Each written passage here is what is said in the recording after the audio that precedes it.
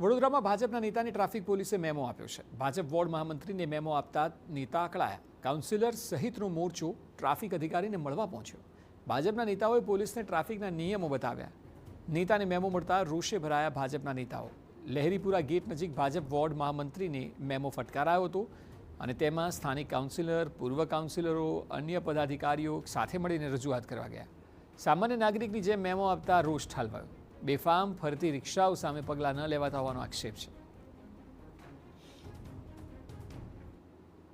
પાર્ટીના પ્રતિક પીસા જે મહામંત્રી રહે છે લહેરીપુરા દરવાજા પાસે, ત્યાં બહાર કોઈ કસ્ટમરોએ ગાડી પાર્ક કરી હશે, ટુ વ્હીલર નોન પાર્કિંગમાં છે એવી રીતે ફોટા પાડવામાં આવ્યા હતા ટ્રાફિક દ્વારા અને ઈ ચલણ આપવામાં આવ્યું હતું. એમની રજૂઆત થઈ તો ત્યાં જે કોન્સ્ટેબલ હતા એમને કીધું કે તમે અમારા પીઆઈ સાહેબ પાસે રજૂઆત કરો. પ્રતિકભાઈએ મારી પાસે આવ્યા, અમે પીઆઈ સાહેબ પાસે રજૂઆત કરી. પીઆઈ સાહેબ જોડે અમારી રજૂઆત થઈ, એમને સાંભળી ના સાંભળી અને નીકળી ગયા એ ગાડી લઈને.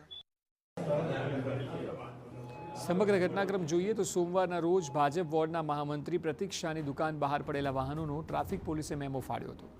ત્યારે તેમણે રોષે ભરાઈને પાણી ગેટ તરફના વાહનોનો પણ મેમો ફાડવા કહ્યું હતું. જોકે મહિલા પોલીસ જવાને પીઆઈને રજૂઆત કરવા કહ્યું હતું.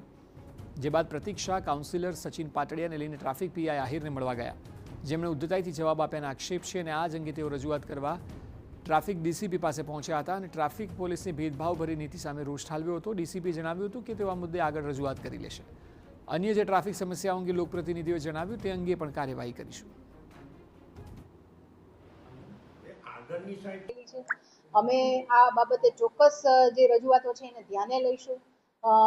વાહન વ્યવહાર અને મતલબ આડેધડ પાર્કિંગના અમે રેગ્યુલર કેસો પણ કરતા હોઈએ છીએ અને રિક્ષા ડિટેન સહિતની અલગ અલગ કાર્યવાહી કરતા જ હોઈએ છીએ.